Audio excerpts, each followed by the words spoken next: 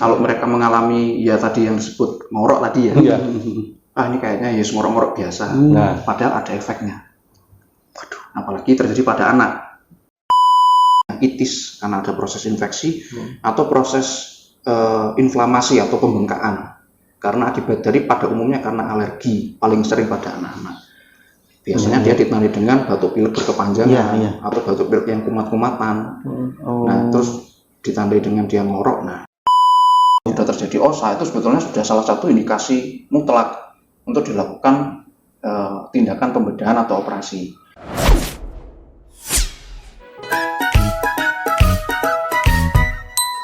Hai Merdos. Merdos. Kok gak kompak dia sih? Oh iya. Halo, gak usah ya. Hai. Sekali lagi? Enggak. Sekali gak usah. Sekali lagi gak usah ya. Karena memang settingannya seperti Oke. itu. Selamat pagi Merdos. Selamat sore, selamat malam. Iya, betul. Kan nggak tahu ini ngelihatnya. Iya, di jam berapa? Betul. Dan tayangnya jam berapa? Betul sekali. Oke, Mas Ben. Nah, kali ini nih kita ada layanan baru di RSC Kenjang Sari. Betul sekali, betul kita sekali. kedatangan dokter baru juga ini. Dan ini eksklusif loh Mas. Betul sekali. Dan ini baru pertama kali. Betul, eksklusif makanya. Iya, katanya beliau juga pertama kali ini juga. Oke, gitu ya. Kita langsung aja ya. Langsung Siapakah aja. itu? Ya. Siapa tuh Mas? Ini dia. Dokter. Merdos. Dokter Hayufat Rahmadan. Betul sekali. Spesialis THT, bedah kepala dan leher. Betul BKL. sekali. Beri tepuk tangan. Oke. Assalamualaikum dokter. Apa kabar dokter? Alhamdulillah baik. Alhamdulillah baik. Alhamdulillah. Alhamdulillah. Insya Allah masih puasa dokter. Iya. Insya Allah sampai besok lagi puasanya. Iya sampai 24 selesai, jam. sampai selesai, sampai selesai. Iya dokter. Iya. Dokter terima kasih nih dokter sudah datang di Merspace ya. Betul. Podcastnya RSC Kenjang Sari Mer. Betul. Gitu, Soalnya dokter. dengar Mas, tadi tuh beliau itu dari praktek langsung loh Mas. Betul makanya itu. Makanya berarti kan beliau menyempatkan untuk bisa hadir di Untuk menyapa untuk menyapa para Merdos Merdos semua ini. Terbaik ya tuh Mas. Oke. Ya, dokter. Oke, kita Apa nih, langsung Mas? masuk ke tema ya, Betul. Mas Bendi Apa ya. nih temanya Kemarin hari sih ini, ngobrol-ngobrol sama dokter Hayu. Kita panggilnya dokter Hayu ya, Dok ya. Gitu ya. Oke. Dokter Hayu, kita akan bicara tentang kalau kata orang itu ngorok, Mas. Waduh. Wah, Sleep apnea, betul dokter ya? Sleep obstructive Sleep apnea. obstructive sleep apnea. Lah, ini itulah itu bahasa medisnya itu. Ya. Seperti apa sih, Dok, sebenarnya, Dok? Itu, Dok. Ya. Jadi memang kalau kita singkat dengan OSA ya. Orang nyebutnya OSA, kita nyebutnya OSA. Oh, ini sakit OSA, diagnosisnya OSA. OSA itu atau obstructive sleep apnea itu memang kenapa kita angkat dan kita bahas karena banyak sekali terlewatkan dan banyak sekali masyarakat kita itu yang kurang paham dan kurang aware. Kalau mereka mengalami ya tadi yang disebut ngorok tadi ya, ini kayaknya ya ngorok-ngorok biasa. Padahal ada efeknya. Waduh, apalagi terjadi pada anak. Oke. Nah, ini jadi masalah. Ya, saya sedikit jelaskan apa itu OSA, obstructive sleep apnea. Seperti terminologinya atau singkatannya bahwa memang ada suatu mekanisme adanya sumbatan, obstruksi pada airway atau jalan napas, khususnya atas. Nah, itu yang terjadi pada saat kita tidur dan ada fase apnea. Fase apnea itu fase di mana pada saat dia tidur tiba-tiba napasnya berhenti beberapa detik. Ada juga yang tersedak kayak sampai akhirnya ya batuk terus bangun juga bisa. Nah, itu kita sebut dengan OSA atau obstructive sleep apnea. Oke. Seperti itu. Ya, sebentar, dokter. Tadi dokter mengatakan bahwa bisa terjadi pada anak-anak. Itu bisa terjadi pada anak-anak? Bisa, semua usia. Semua usia? Semua usia. Sebenarnya itu apa sih, Dok, yang menjadi penyebabnya OSA ini? sama nggak dok dengan faktor dewasa yang untuk dewasa sama anak penyebabnya itu? Ya. Kalau kita bicara penyebab antara anak-anak dan juga dewasa jelas sekali berbeda. Oke. Ya. Jangankan dari faktor resiko, dari faktor penyebabnya saja berbeda. Saya ambil contoh dulu untuk yang dewasa. Nah, kalau pada dewasa itu yang paling sering menyebabkan adanya sumbatan atau OSA ini tadi, itu salah satunya adalah kegemukan, Obesitas. obesitas. Oke. Itu faktor pertama. Faktor kedua, usia. Nah, semakin tinggi usia, biasanya 60 tahun ke atas, itu angka kejadian atau tingkat terjadinya sumbatan ini, OSA ini, itu lebih tinggi daripada usia muda, dewasa muda. Oke. Kenapa? Karena faktor usia itu mempengaruhi tonitas dari otot-otot leher itu berbeda dengan yang masih dewasa muda, masih kuat. Sehingga dia ada kelemahan, kelumpuhan, dan sebagainya. Terus juga kalau dewasa itu kita lihat dari penyakit-penyakit penyerta atau bawaan seperti kencing manis atau diabetes, kemudian stroke. Nah, karena kalau stroke itu kan ada berpengaruh dari ototnya sama sarafnya, sehingga terjadi kolaps. Nah, itu pada dewasa. Oke. Nah, kemudian kalau pada anak, faktor paling sering yang menyebabkan mereka itu terjadi OSA itu biasanya dua hal. Yang pertama, pembesaran dari adenoid. Nah, kalau kita tengok adenoid itu amandel juga, tapi letaknya di belakangnya hidung. Jadi di atas hidung ini lubang paling belakang itu namanya adenoid. Nah, faktor kedua adalah pembesaran dari amandel itu sendiri atau tonsil. Gitu. Adenoid inilah ini tadi. Saya betul. bicara tentang adenoid. Kok bisa? Nah, ini pertanyaan awam ya dokter. Kok bisa dia membesar? Apakah itu ada hubungannya dengan faktor genetika atau tahu-tahu dia akan langsung muncul seperti itu? Atau dari makanan? Nah, gitu. Apa sih pencetusnya dokter gitu loh? Ya, jadi pembesaran dari adenoid itu karena dua sebab utama. Karena proses infeksi atau adenoiditis kita nyebutnya, itis karena ada proses infeksi, atau proses inflamasi atau pembengkakan. Karena akibat dari pada umumnya karena alergi, paling sering pada anak-anak.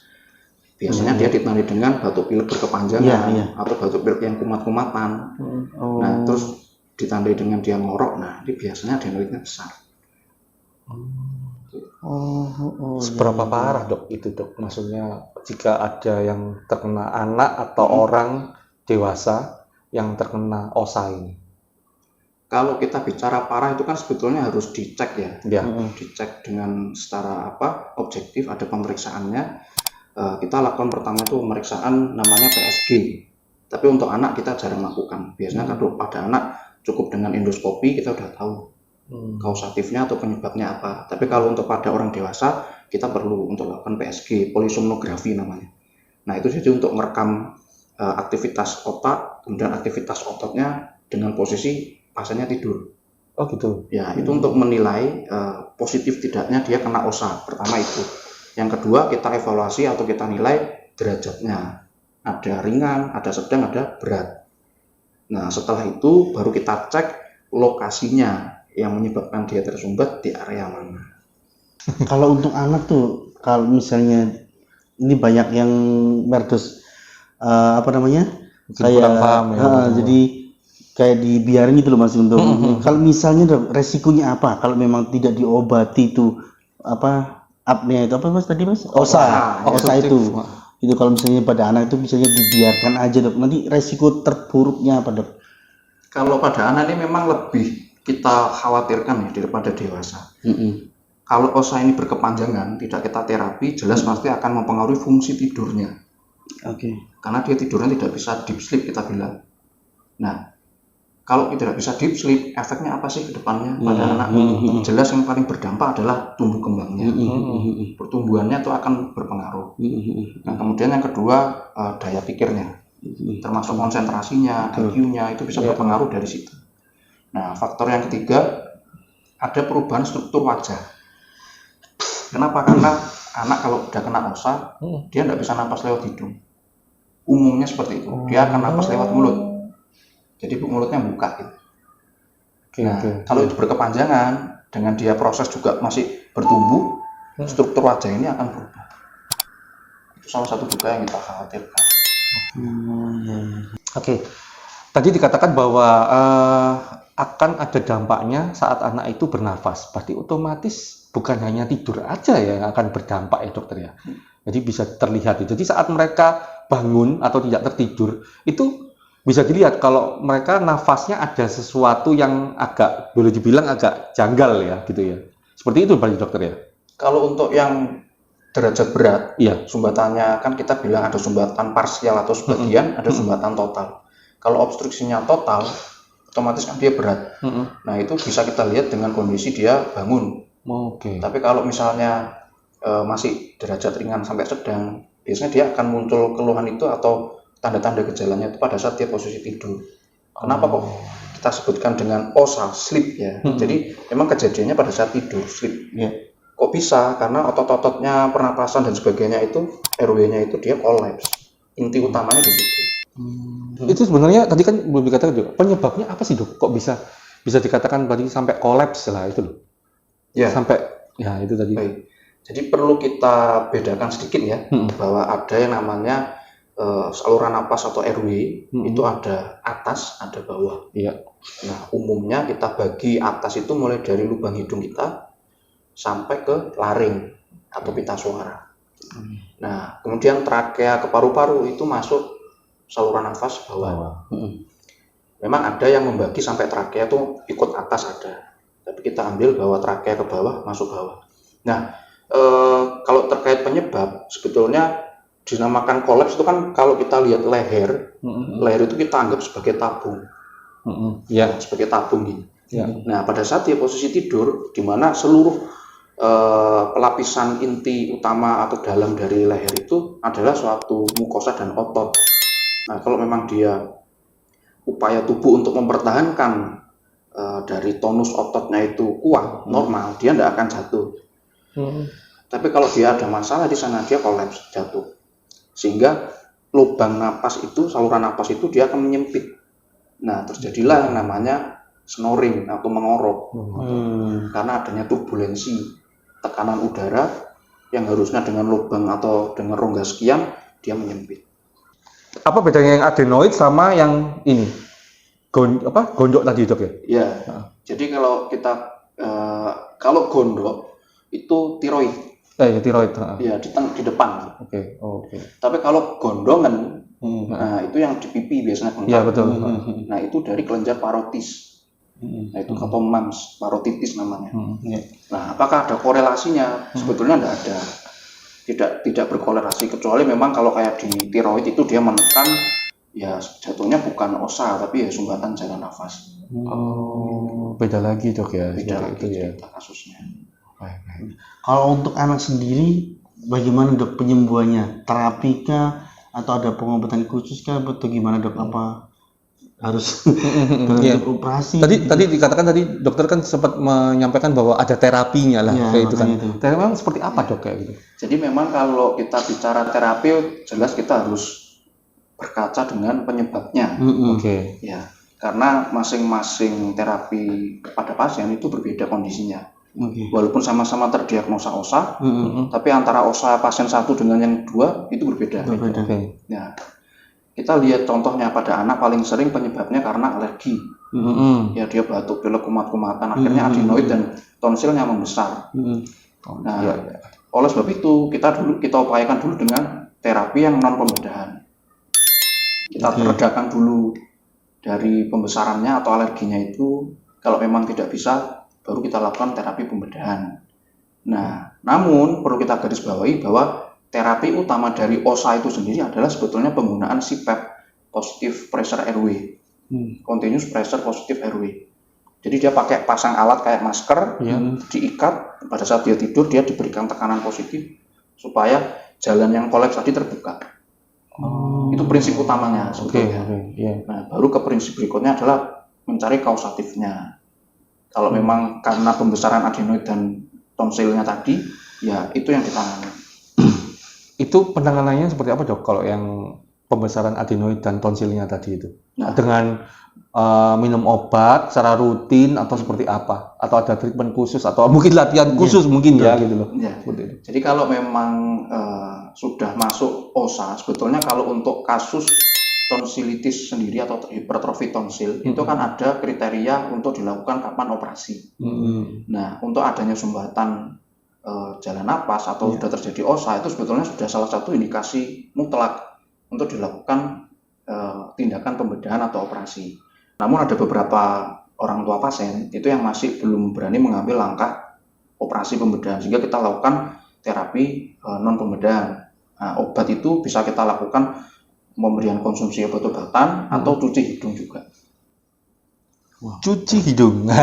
Ini cuci hidung. Seperti apa, Dok? Khususnya pada pasien yang alergi ya. Iya. Cuci hidung ini maksudnya seperti apa, Dok? Cuci hidung itu kita menggunakan larutan garam fisiologis yang umumnya kalau kita gampangnya cari itu NaCl infus yang 0,9% itu kita pakai untuk cuci hidung kanan, hidung kiri, pakai spet gitu 20 cc atau 50 cc kita cuci hidungnya paling nggak sehari 2 kali.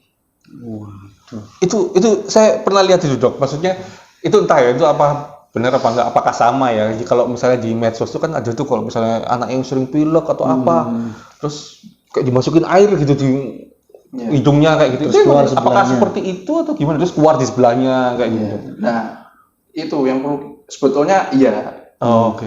Cuman yang kita lihat di sosmed kadang penggunaannya kurang pas. Kurang pasnya apa dari sisi cairan terutama. Nah, itu dia. Itu kenapa? Karena memang kita harus spesifik menggunakan garam fisiologis. Kenapa kok pakai garam fisiologis? Supaya tidak ada efek nyeri. Kayak kalau kita bilang tuh kayaknya airnya masuk otak nih. Iya. Nyeri kan. Betul. Nah itu efek stinging namanya. Nah efek itu yang kita hindari.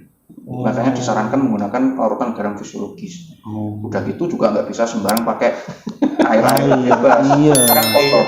Betul. Nah masih beberapa saya temukan juga memang itu pakai air biasa, air mateng biasa. Lah itu tuh makanya kadang tuh saya ngelihatnya kan, ngeri juga ya gitu. Apa bener ini gila itu Merdos.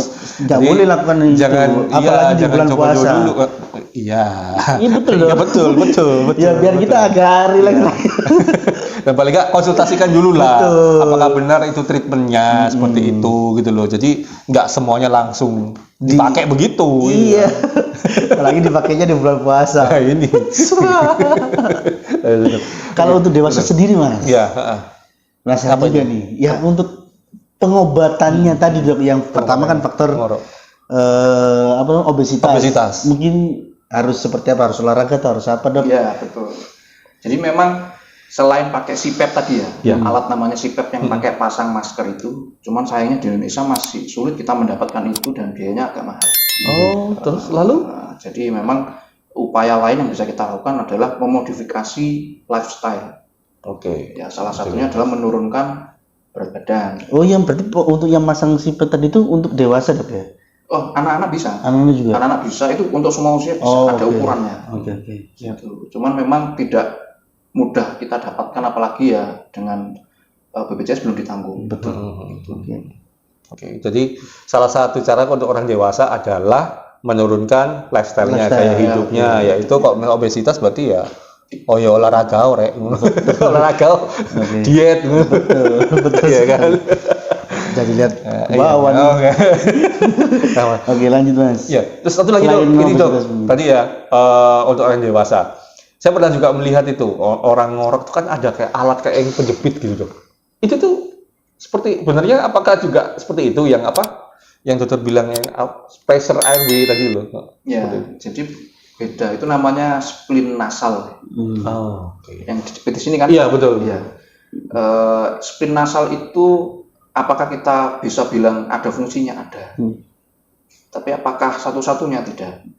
Jadi kalau misalnya ada yang menggunakan itu dan bertestimoni, Dok saya pakai ini nafas saya lega. Betul. Betul. Kenapa? Karena kita lihat dulu bahwa fungsi menghirup udara itu atau fungsi bernafas dari hidung kita itu ada 2 katup. Ada external valve sama internal valve. Nah, 2 katup ini itu kayak yang paling kita bisa lihat dari luar adalah yang eksternal, yaitu lubang hidung kita. Nah, ada beberapa kondisi orang yang lubang hidungnya kecil, agak gepeng, valve-nya seperti itu. Nah, itu otomatis aliran udara yang masuk juga akan lebih kecil, lebih sedikit.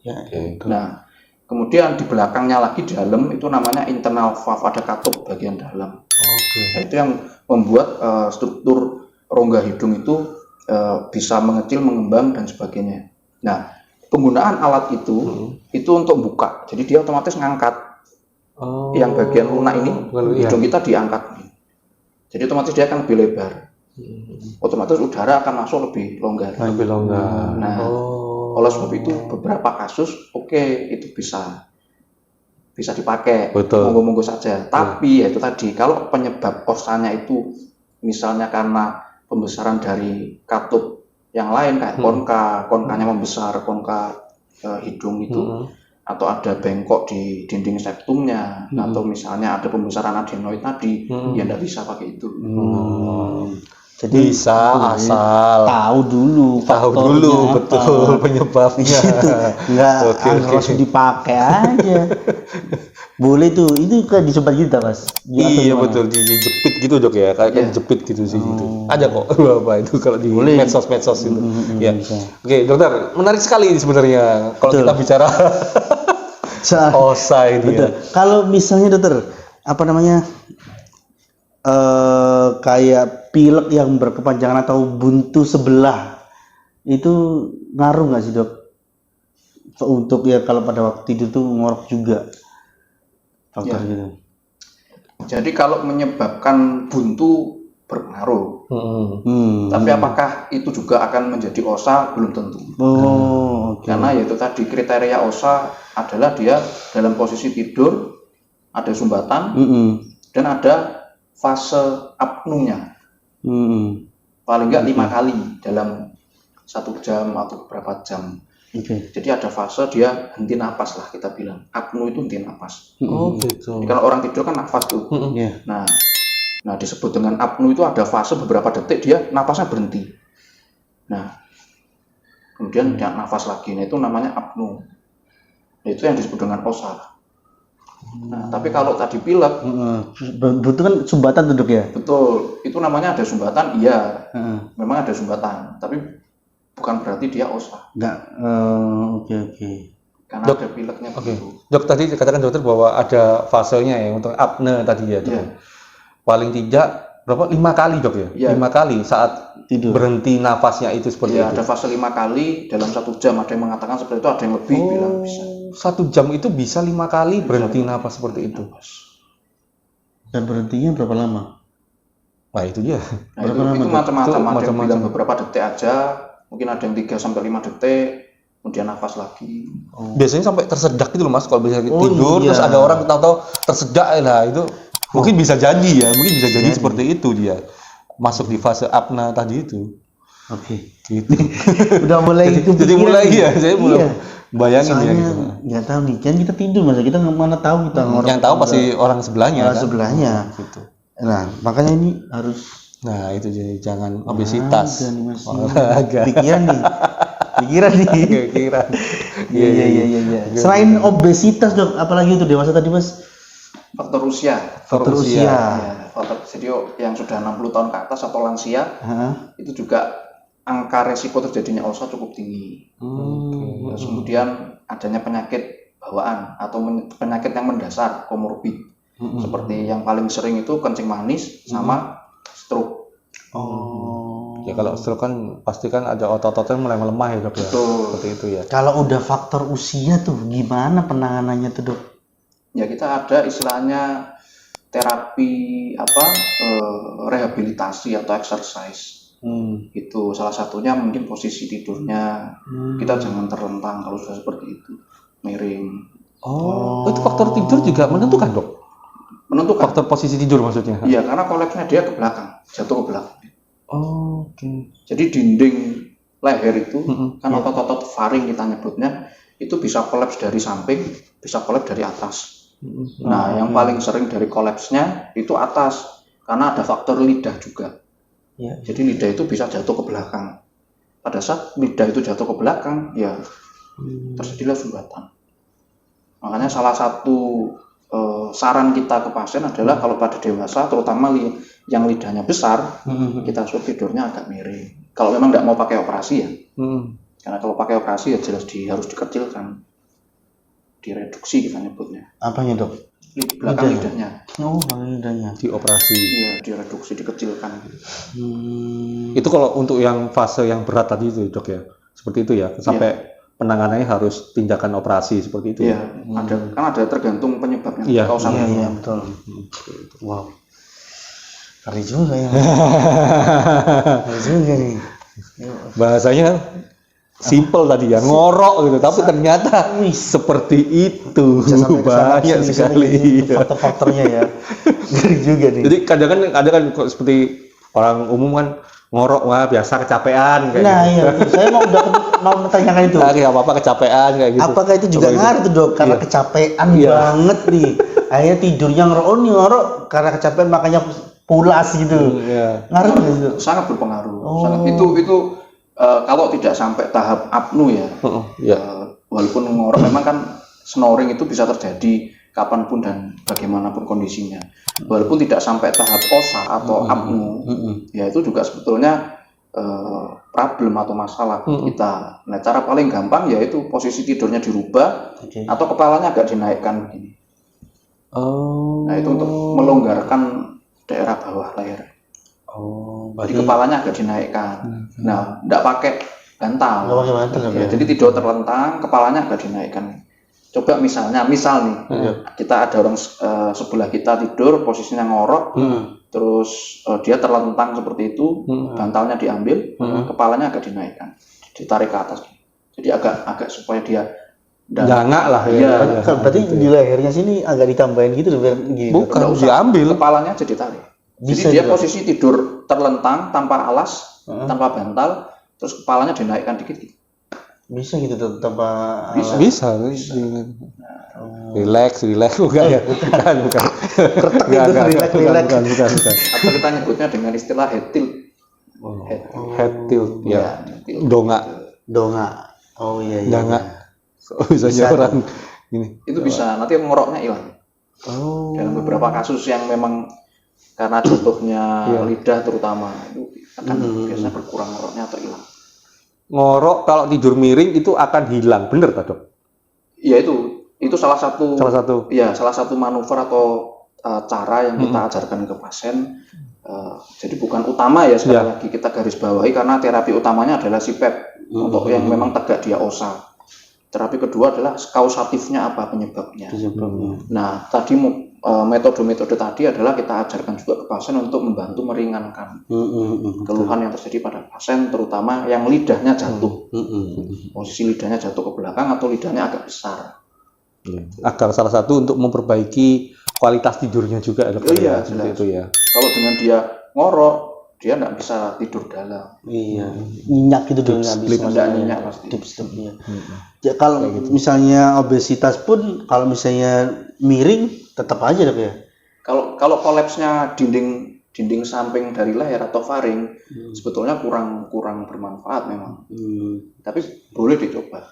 Boleh coba juga, cuman kurang maksimal. Tapi intinya tetap harus cari tahu dulu penyebabnya apa. Ya Itu namanya sih. ini obesitas ya memang harus olahraga mas ya. Ya Merokok dok. Nah, ini. waduh. Apakah juga menjadi penyebab itu dok? Siapa malah? Jadi memang dalam beberapa literatur ada yang memasukkan merokok dan minum alkohol itu sebagai faktor resiko. Oh, salah satu penyebab faktor resikonya. Jadi salah satu faktor resiko. Ya walaupun memang bukan tidak semua literatur menyebutkan, tapi ada beberapa literatur yang dia menyebutkan menjadi salah satu faktor resiko, yaitu merokok dan alkohol. Iya. Aman berarti. Emang gimana? Salah satu penyebabnya juga kok. Lah iya makanya satu penyebabnya. Tapi jangan dilakuin juga. Iya. Gitu loh. Enggak, siapa mas? Enggak, makanya cuma bilang aja. Enggak ada, enggak. Sehat kita. Bercanda. Iya dokter. Oke. Apalagi nih mas kita bicara. Iya, gimana Malan? Malan gimana? Apa? Sudah Soalnya ya. Jadi tidur ya, posisi tidur ya. Soalnya untuk diagnosis OSA itu juga berlaku ke semua gender nggak dok ya? Betul. Entah itu perempuan, entah itu laki-laki dok ya? Betul. Gitu malah. Jadi mungkin mau Tapi kalau gini dok, misalnya ini pertanyaan agak nakal ini. Iya. Agak apa ya? Oke lanjutin mas. Gak apa-apa. Iya. Relax. Karena kali dok, yang sering orang terkena OSA ini cowok atau cewek kebanyakan ya dokter? Mungkin apakah ada penelitiannya kah seperti itu? Secara literatur laki-laki memang. Laki-laki dokter ya. Iya.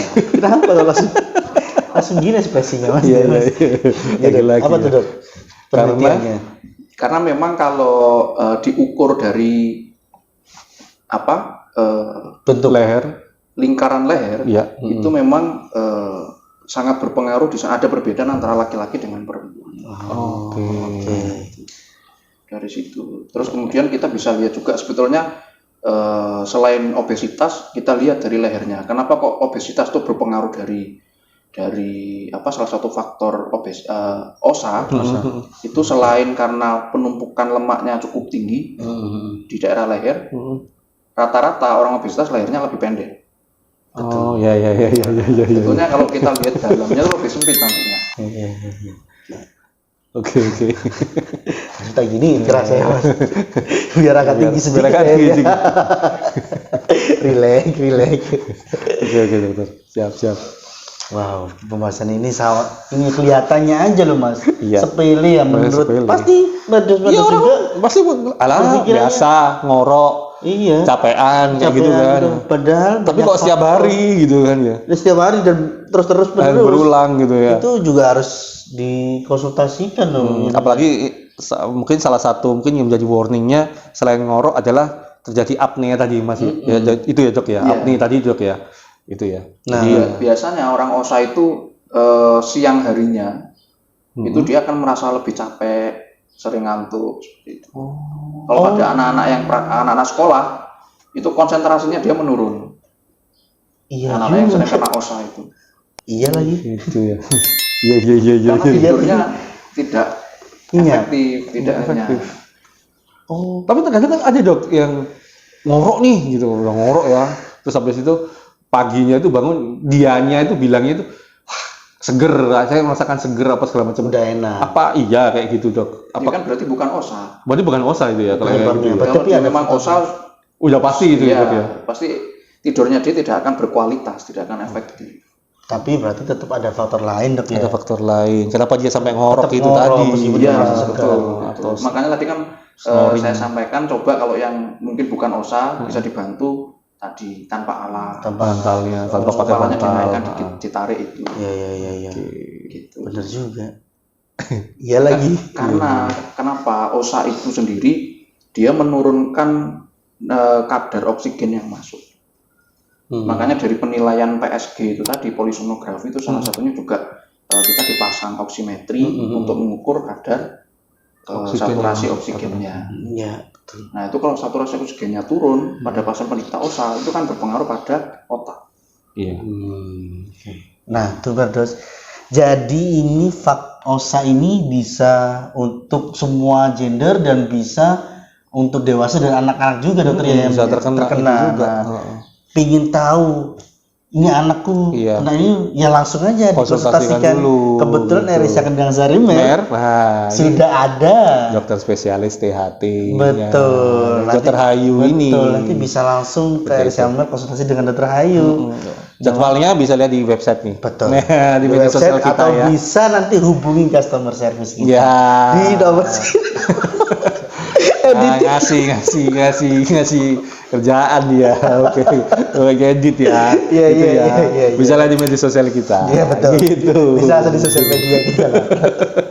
Oke. Iya, iya. Apa lagi nih Mas Oke. pertanyaannya? Ya, dokter. Mbak Lan. Oke, sudah ya. Oh sudah. Oke. Soalnya Nggak terasa ya. kirain kita masih perintahnya banyak Mas. Soalnya nggak- Ini masih satu benar-benar topik terasa. loh ini. Padahal saya itu kepengennya tuh ada juga pertanyaan selain osa ini gitu loh, atau sleep apnea ini tadi gitu loh. Dari Salah satunya hati. tentang Silakan lanjut. tentang telinga. Sekarang waktunya Kayak sesi gitu curhat. ya. Enggak ya? Tentang telinga. Enggak ada. Enggak. Mungkin kita nanti kan topik berikutnya ya. Betul Karena beliau sekali. juga kan harus kembali lagi nih gitu loh untuk Iya, praktek gitu betul. loh. Oke, dokter. Iya, iya. Aku juga bingung sih sebagai maksudnya, Mas. Iya. sebagai penutup ini dokter, nanti monggo untuk closing statementnya untuk para merdos, sapaan kita merdos dokter, pesan-pesannya untuk para merdos Untuk yang sedang topik menonton di sini kita untuk pada topik ini pagi dokter. hari ini Silakan. dokter. Baik, teman-teman medsos sekalian, kita sudah membahas terkait OSA dan perlu kita ketahui bersama bahwasannya OSA ini atau obstructive sleep apnea merupakan suatu kondisi medis yang sebetulnya mungkin jarang kita temukan atau tidak terdeteksi ya karena kita kurang kewaspadaan atau awareness kita terhadap penyakit tersebut. Nah, yang perlu kita garis bawahi bahwasanya OSA ini jika berkepanjangan dan tidak kita terapi akan berdampak khususnya pada anak ya. Itu akan berdampak pada konsentrasinya, tumbuh kembangnya yang akan jangka panjangnya memberikan masalah di kemudian hari. Oleh sebab itu apabila teman-teman merdos sekalian, apakah anaknya atau mungkin teman partner tidurnya itu merasakan ada masalah gangguan dari tidur terutama dari ngorok, jangan lupa untuk segera diperiksakan agar kita lakukan evaluasi lebih lanjut apakah ini perlu penanganan selanjutnya atau tidak, seperti itu. Oke. Mantap sekali. Itu dia ya Merdos. Jadi itu pesan dari konsultasikan dokter dulu. yang sangat benar-benar harus diresapi tuh, betul Mas. diwaspadai juga ya, karena kadang tidak terdeteksi kata dokter benar-benar. Ayu tadi ya. Benar. Baik dokter, terima kasih Terima dokter kasih banyak, sudah dokter, datang sudah di mampir Merspace di Merspace. podcastnya RSI Renjang Sarimer bersama kita dokter. Dan kita mohon maaf nih mungkin kalau bercandaan. Iya, memang Karena memang konsep kita seperti memang itu, kita santai. serius tapi santai dokter. Betul. Jadi tetap memberikan edukasi, informasi seperti itu tentang kesehatan. Jangan kapok-kapok Iya. kembali lagi ke Masih banyak ini topik-topiknya, Soalnya- iya. Iya benar. Iya. Tadi yang Telinga, belum, betul yang kan? lain Ya, juga belum. iya. Yang lain juga Iya. belum. Ya, oke dokter sekali lagi terima kasih kehadirannya. kasih banyak, Dan kita sekarang kita closing dulu ya Mas Pendi. Oh iya di sana ya. Oke. Oke. Baiklah itu Perdos. Tadi perbincangan kita dengan Dokter Hayu, spesialis THT, bedah kepala dan leher. Betul. Oke, saya Angga pamit. Saya Fendi. Oke. Kita kembali lagi di Merspace selanjutnya. Sampai jumpa. Bye-bye.